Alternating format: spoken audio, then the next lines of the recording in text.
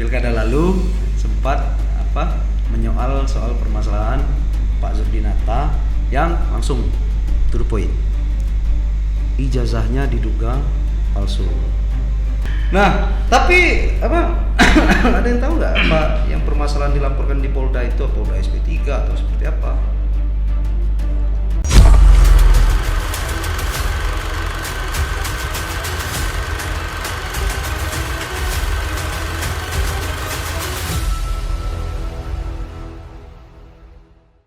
Bismillahirrahmanirrahim. Assalamualaikum warahmatullahi wabarakatuh. Waalaikumsalam warahmatullahi wabarakatuh. Jumpa lagi. Salam sejahtera bagi kita semua. Salam sejahtera. Jumpa lagi di Bengkolen Times Podcast. Podcastnya yang gaspol. Kita mau ngegas ke Pilkada Kepahyang. Nah, ini informasi yang sudah kami edarkan, ya kan?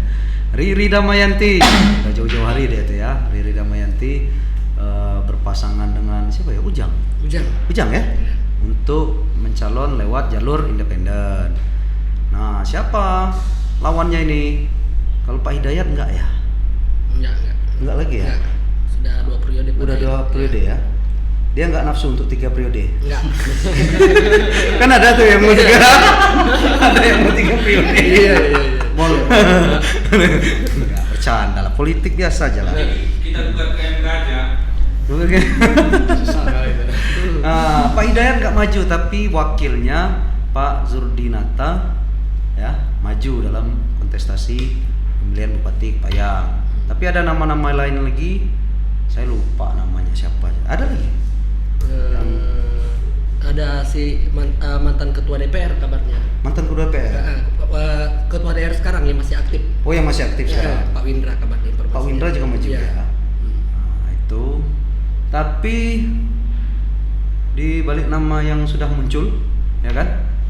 Nah, ada yang menarik ini karena untuk Pilkada Kepahyang ini, pilkada sebelumnya sempat heboh, ya kan? Ya, mungkin akan kita bahas ini. Biar kenapa? Nah, Bengkolen Times Podcast itu kan karena gaspol kan, brandnya blong kan. Digas aja dulu, biar masyarakat yang milih nggak beli kucing dalam karung. Tapi ya keputusannya ya nanti kita lihat seperti apa gitu kan. Nah, siapa sosok Riri kita udah sampaikan bahwa dia tuh DPD RI ya, 2 periode ya. Periode ketiga diganti ibunya pun jadi. Riri ini orang Payang. Iya. Orang Kepahyang. Orang Payang ya. Nah, terus yang siapa? Ketua DPR tadi? Orang Kepahyang juga. Orang Kepahyang juga. Semua orang Kepahyang. Mereka bertiga itu semua orang Kepahyang semua. Ya. Nah, yang menarik ini Pak Zurdinata. Jadi saya calling nih, ketemu ngopi sama beliau ini kan. Saya tanya nih peluang Zurdinata karena kita di Bengkolen Times Podcast fokus ke Pilkada 2024. Nah, nanti juga pilkada daerah lainnya kita gaspol juga di sini. Nah, saya kumpulkan orang-orang ini, saya mau tanya nih soal Pak Zurdinata yang dulu heboh, ya kan? Apa pilkada besok ini bau-baunya bakal heboh lagi? Iya. Itulah kenapa kami panggil beliau-beliau ini, dan beliau ini orang asli Payang ya. Betul, siap. Dan sangat dikenal, tapi sekarang mainnya jauh banget. Antar pulau ya. Siap. Udah nasional mainnya, udah di Jakarta ya. Bukan Bung Rasman kan ini? Enggak. Bukan. Bung Rustam. Terus ada Bung Ranggi. Siap. Kita undang sebagai ya, beliau ini praktis hukum ya. Siap. Nah, dan satu lagi Bung Nasar. Siap. Nah, beliau ini juga praktisi hukum yang kebetulan pilkada lalu sempat menyoal soal permasalahan Pak Zurdinata yang langsung to the point. Ijazahnya diduga palsu. Nah, saya pengen dengar dulu nih cerita dari Bung Nasar nih. Seperti apa itu permasalahan ininya dulu ya. Jadi berkenan dengan ijazah. Pada waktu itu kan ada laporan dari salah satu calon lah ya, pada waktu itu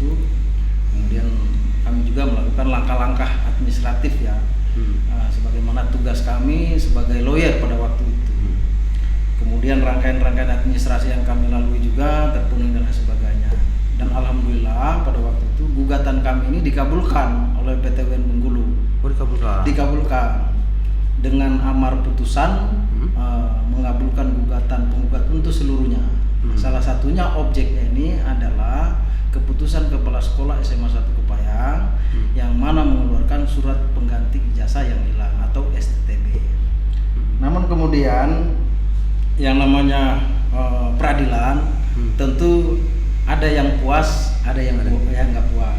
Nah, tentu yang puas ini kami sebagai penggugat. Nah, kebetulan yang tidak menerima ini mengajukan banding atau upaya hukum. Oke. Kemudian kasasi.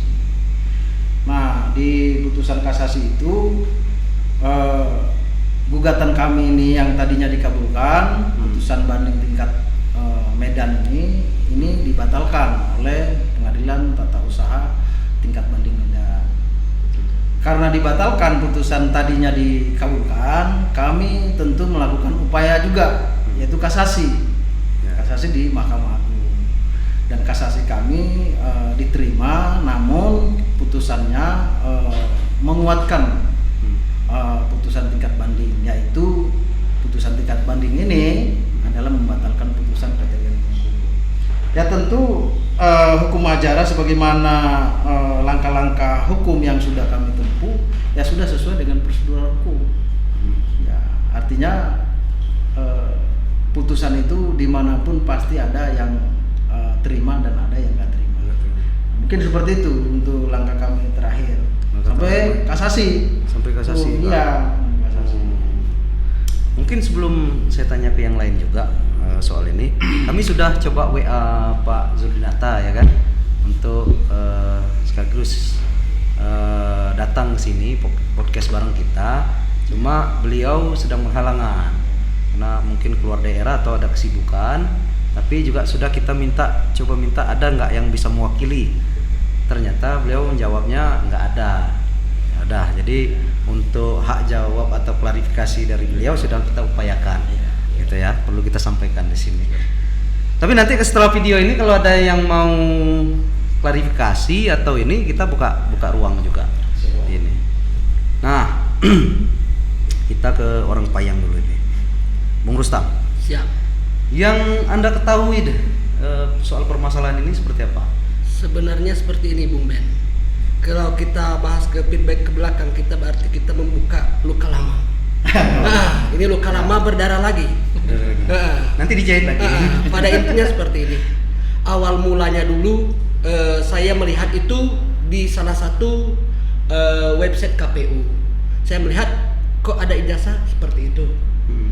Menurut saya agak sedikit janggal ya, agak sedikit janggal. Makanya saya selaku orang Kepayang, putra daerah Kepayang, dan juga saat itu saya juga ketua lembaga Forum Pembela Rakyat menyampaikan klarifikasi dan konfirmasi kepada pihak-pihak terkait, terutama KPU sampai ke DKPP juga dulu, sempat ke DKPP. Namun di tengah perjalanan saling lapor ini saling lapor. Bahkan saya melaporkan itu ke pihak Polda Bengkulu dan saya juga dilaporkan oleh Bapak calon bupati sekarang ya, dilaporkan juga. Ya, sempat dilaporkan dan juga sempat diperiksa dulu, sama-sama diperiksa. Tapi hal-hal seperti ini kan ya sudah terjadi. Namanya politik. Ya. Politik itu hal yang biasa. Segala sesuatu ada risikonya. Ya. Kenapa kita mau terjun politik? Berarti kita harus siap resiko. Nah, terus setelah itu kita menyampaikan karena upaya hukum tidak ada lagi yang kita lakukan, sudah konfirmasi, sudah sudah melaporkan hal-hal seperti ini, namun tidak ada upaya lagi karena ditolak semua. Makanya saya melaporkan itu, membuat surat ke salah satu pasangan calon bupati saat itu, bahwa menurut saya ini ada yang janggal, tapi belum tentu salah. Belum tentu itu fakta yang sebenarnya. Ini menurut saya janggal. Saya sebagai orang awam, saya melihat itu ada kejanggalan, makanya saya sampaikan itu ada kenidahan. Terus sempat juga saya lihat berjalannya waktu terjadilah proses saling gugat. Wah ini heboh ini. Kok gara-gara luka seperti ini jadi heboh. Jadi itu awal mulanya Bung Ben. Untuk ke depan sendiri ya apa? Ya kita nggak menafikan gitu kan, bahwa Pak Zurdinata ini udah walaupun nggak sampai 5 tahun kan, karena pilkada kemarin ini untuk pilkada serentak 2024 yang menjabat sekarang itu nggak nyampe 5 tahun gitu kan. Artinya anggap nih dugaan ijazah yang bermasalah itu benar, artinya kan selama ini pemimpin Kepahyang punya pemimpin yang diduga ijazahnya nggak benar, ya diduga ya. Nah jadi ternyata setelah diproses, setelah dilaporkan, setelah ini beliau tetap sah kok dan dilantik, gitu. Dan sudah menjabat sebentar lagi, walaupun sebentar lagi akan pemilihan pilkada Payang itu dia kemungkinan besar akan maju lagi, dan bahkan udah salah satu kandidat yang diperhitungkan Betul. untuk jadi lagi duduk sebagai bupati ya, kalau kemarin wakil bupati kan sebagai bupati. Nah, seperti disampaikan Bung Nasar tadi bahwa permasalahan ini sebetulnya sudah selesai atau bagaimana? Baik. Jadi gini Bung. Nah, kalau kita melihat kacamata peradilan, Ya. sisi hukumnya, maka tentu ini sudah inkrah. Sudah inkrah. Oke, sudah inkrah. Dan tidak perlu lagi dipermasalahkan Betul. berkenaan dengan ijazah, berkenaan dengan upaya hukum yang sudah kami dulu lah sampaikan.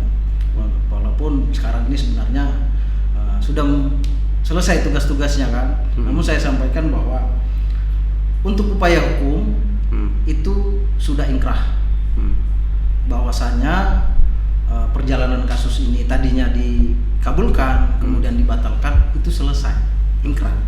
Tapi ada lagi nih Bung, tapi Oh masih koma tadi. Masih koma. Tapi kalau kita melihat ini bukan politik ya. Tapi kalau kita melihat upaya hukum terakhir ini masih bisa dilakukan PK. PK itu upaya hukum luar biasa. Peninjauan kembali ya. Peninjauan kembali. Soalnya kalau yang otaknya agak kotor, PK itu penjahat kelamin. Ya, makanya nggak bercanda maksudnya. Makanya harus diluruskan. Peninjauan kembali ya. Itu upaya hukum luar biasa atau upaya hukum PK, peninjauan kembali. Namun upaya hukum kembali itu juga mempunyai syarat-syarat dan ketentuan yang harus dipenuhi. Nah, salah satu dasar yang paling utama upaya hukum itu adalah novum. Ya, novum itu alat bukti baru yang tidak pernah disampaikan pada saat sidang yang sudah dilalui. Nah, Ini yang harus ini harus dipahami dulu. Kemudian juga tentu dikuatkan dengan kehilafan majelis hakim terhadap pemeriksaan dan sebagainya, pertimbangannya. Nah, ini tentu kita bicara kacamata sisi hukum acaranya, upaya hukum luar biasanya.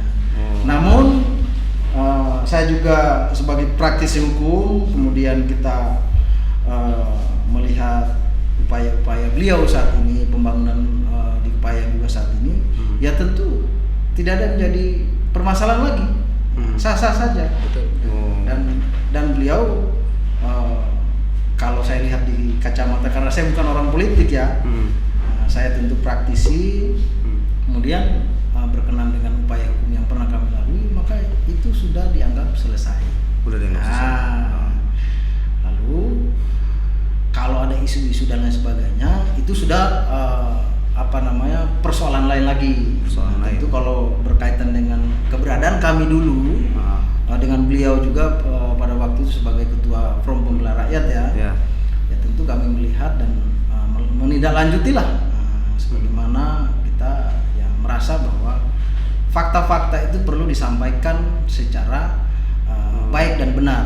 Jangan kita menciptakan yang memang bukan kita sebagai praktisi hukum kemudian kita buat-buat. Ini fakta. Iya betul.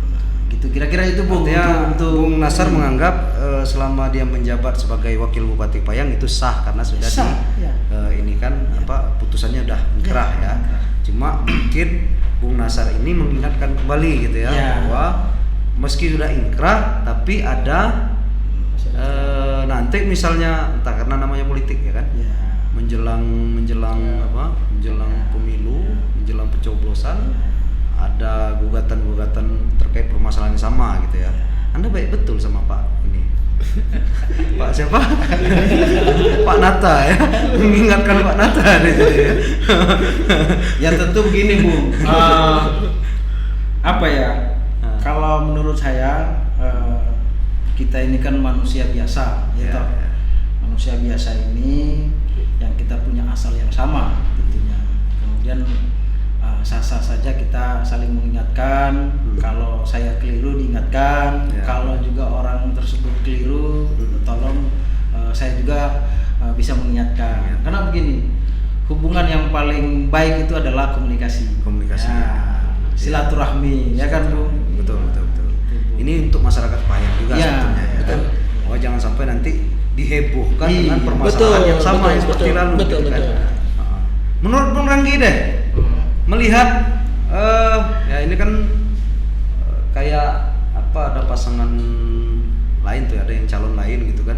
Wah, nanti dia terganjal ini, terganjal itu. Nah, ya, termasuk salah satu isunya soal Pak Nata ini kan, ketika dia maju, apakah luka lama seperti disampaikan Bung Rustam tadi akan dibuka lagi? Ada yang memanfaatkan itu atau seperti apa? Gimana Bung Ranggi memandangnya itu? Ya, kalau dari kacamata saya sih namanya politik ya. Politik itu kan kejam. Mungkin ada salah satu kandidat yang lain yang mungkin mempermasalahkan terkait hal-hal yang dulu-dulu itu. Nah, ini saya lihat dari kacamata hukum. Artinya dalam perkara beliau dulu itu, Pak Nata itu dulu kan bisa dibagi itu menjadi dua. Satu pidananya, kedua KTUN-nya yang jadi masalah. Nah, itu terkait keputusan tata usaha negara itu sudah disengketakan di PT UN dan sudah inkrah. Sudah inkrah sampai dengan putusan kasasi.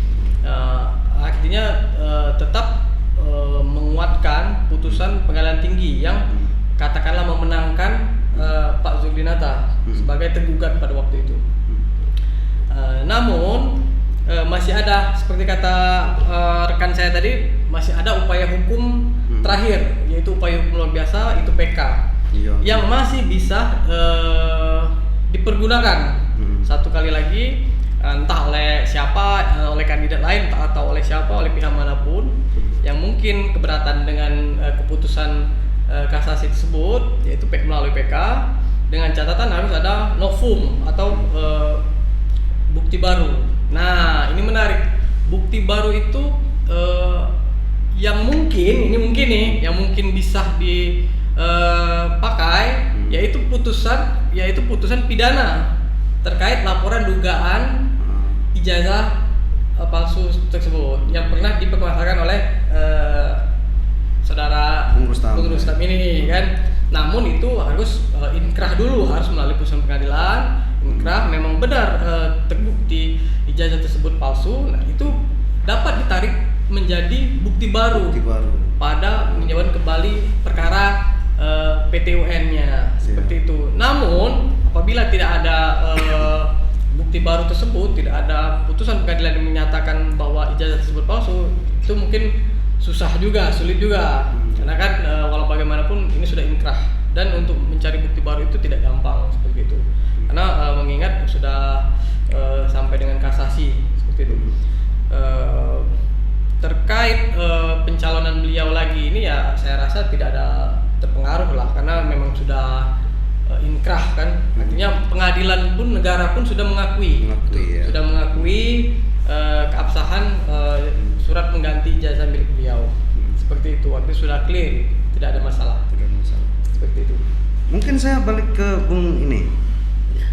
Bung Rustam. Siap. Kan seperti dijelaskan Bung Ranggi tadi, mungkin sudah selesai, sudah ditegaskan juga sama Bung Nasar bahwa untuk putusan di permasalahan tunnya, ya kan, udah inkrah nih, udah selesai nih.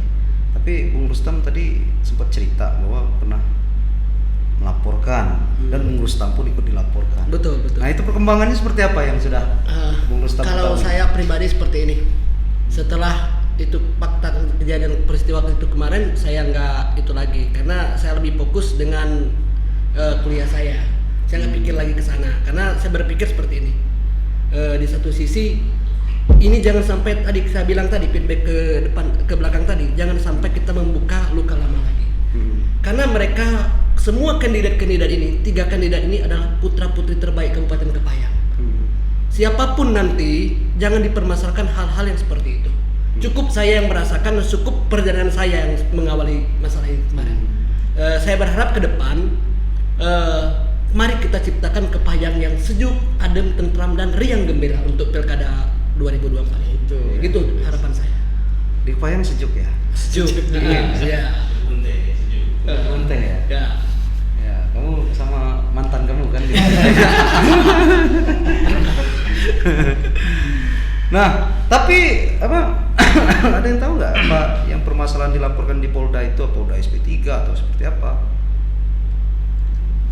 Kalau sejauh ini saya nggak tahu sebatas mana perkembangan ya kan. Saya nggak kawal lagi masalah itu. Setelah saya menyerahkan dulu ke salah satu kandidat calon, saya menyampaikan surat itu, saya nggak ikuti prosesnya. Sampai saat ini saya nggak ikuti proses itu. Apakah SP3, apakah gimana, saya nggak mau tahu. Dan saya juga nggak mau ambil tahu juga sekarang.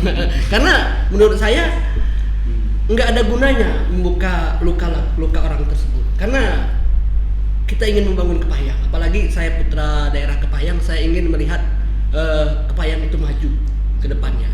Itu harapan saya. Dan saya lihat sosok Sudenata untuk saat ini lumayan juga, walaupun dia sebagai wakil bupati, pembangunan cukup bagus.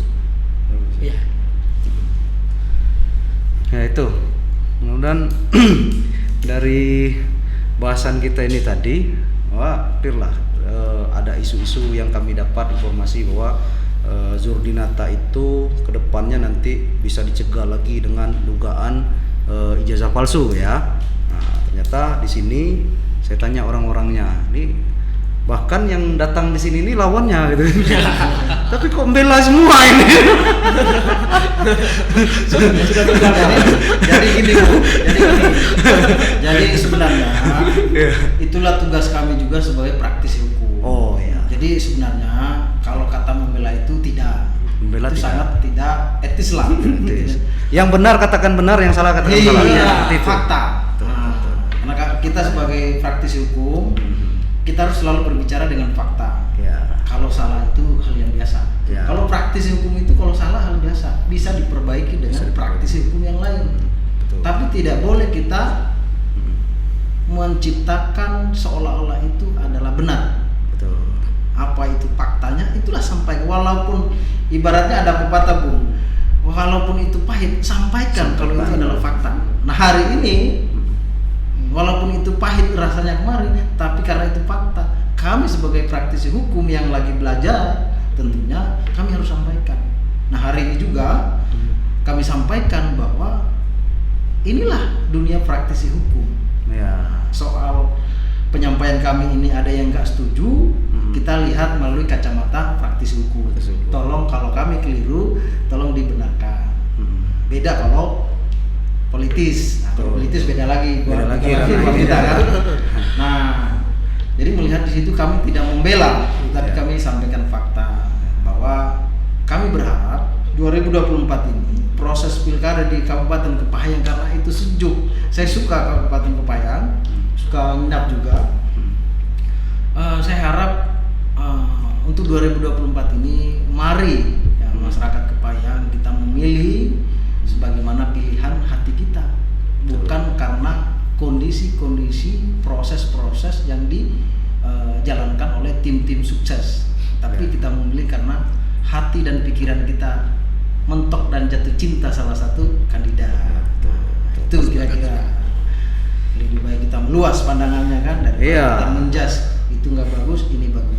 Daripada habis energi untuk Iya, yang betul, tidak betul. ini gitu kan, cuma cari-cari salah pada Betul, ini kan, betul, lebih betul. baik mendapatkan pemimpin yang memang didukung masyarakat dan Betul. diinginkan oleh masyarakat. Setelah didukung, jangan lupa Ah. bangun juga kebutuhan kebutuhan masyarakat yang urgen, seperti misalnya keadaan petani misalnya, itu yang terpenting. Visi dan misi itu semua itu baik. Kalaupun hari ini kita lihat isu-isunya bukan lagi isu ya, kayaknya sudah hampir sah ya, kemungkinan 3 kandidat ya di Kabupaten. Semua itu adalah apa yang disampaikan tadi Bung Rustam, itu menarik bahwa mereka ini adalah putra-putri yang terbaik ya. yang terseleksi, bukan berarti yang lain tidak baik. Betul. Ya. Ini semua baik, tapi putra-putri yang terbaik dan ini yang lebih terbaik. Mereka punya peluang kan. Gitu, Bung, kira-kira itulah. Kalau saya mau pesan bercanda sama Pak Zurdinata ini, ya, kalau jadi bupati nanti ya, namanya tuh agar silaturahmi tidak putus, transfer dulu 100. Enggak bercanda. Politik kan sambil ngopi kan enak bercanda gitu. Iya, betul. Politik kan gembira. Iya, riang gembira ya kan. Jokowi aja di pidatonya itu kan. Agar silaturahmi tidak putus gitu. Dan saya tambahkan lagi, Bu. Hari ini podcast ini jangan lebih ke politiknya. Betul. Tapi kita kacamata hukumnya dan menggunakan ilmu praktis hukumnya. Betul. Katakan itu benar kalau itu benar. Katakan itu kalau pahit dan itu pahit. Tambahan ini Bung Ben. Tapi sebelum tambahan nih, saya ini mau segmen terakhirnya nanti ya. Sebelum tambahkan, saya minta kesimpulan satu-satu deh. Siap. Apa nih? Tapi dari apa yang kita bahas tadi, saya menangkap bahwa laporan soal dugaan palsu ijazahnya Pak Zurdinata ini udah ingkrah. Betul. Dan diakui secara hukum. Betul. Seperti itu ya. Betul. Oke. Kesimpulan mulai dari Ranggi dulu, silakan. Apa nanti bergantian? Kalau dari kacamata saya, artinya terkait keabsahan surat pengganti ijazah itu ya sudah selesai, sudah final. Artinya semua pihak harus menghormati putusan pengadilan. Betul. Karena sudah inkrah, sudah berkekuatan hukum tetap. Tidak ada lagi masalah, pengadilan pun sudah mengakuinya, artinya pihak-pihak semua pihak itu harus menghormati. Seperti itu. Mungkin itu. Itu sebenarnya. Bung Rustam? Kalau saya kesimpulan terakhir seperti ini aja. Jangan pernah membuka luka lama. Itu ada kata kuncinya. Siapapun yang jadi bupati ke depan, dialah orang-orang pilihan Kabupaten Kepahyang. Mari kita ciptakan Kepahyang lebih sejuk, lebih tentram dengan politik riang gembira. Itu saja. Jangan sampai cuaca di Kepahyang yang dingin itu jadi panas. Betul sekali. Sepakat, Bung Ben. Biarlah Bengkulu ya. Betul. Biarlah Bengkulu yang panas. Betul. Pinggir pantai. Pinggir pantai. Kalau panas Bengkulu bisa lari Kepahyang. Silakan, Bung Nasar. Apa kira-kira kesimpulan? Jadi beginilah. Sepertinya tadi sudah disampaikan, sudah diwakilkan. Ya tentu mari kita menata politik 2024 ini yang lebih sejuk lah, yang lebih kekeluargaan terkait dengan adanya calon 3 ini kemungkinan ya mari kita bersaing secara sehat. Dan tentu ada kerangka-kerangka politik yang harus kita lewati. Jangan sampai masyarakat kita ini, walaupun saya bukan orang Kepahyang, tapi saya juga orang Indonesia, itu sama ya masyarakat juga. Jangan sampai dijadikan alat kekuasaan untuk mencapai suatu jabatan ya, sehingga jangan sampai masyarakat yang tidak tahu permasalahan menjadi panas. Katakan tadi panas, kita buat Kepahyang ini tetap sejuk, adem dan terus berkabut. Biar enak kebun teh gitu kan. Gandengan tangan. jangan ini maksudnya, jangan untuk politisi ya, jangan hanya orang yang pacaran aja bergandengan tangan di kebun teh, para politisi juga harus bergandengan tangan untuk kemajuan Kepahyang. Itu ya. Betul, sepakat. Mudah-mudahan terwujud. Billahi taufiq wal hidayah. Wassalamualaikum warahmatullahi wabarakatuh. Waalaikumsalam.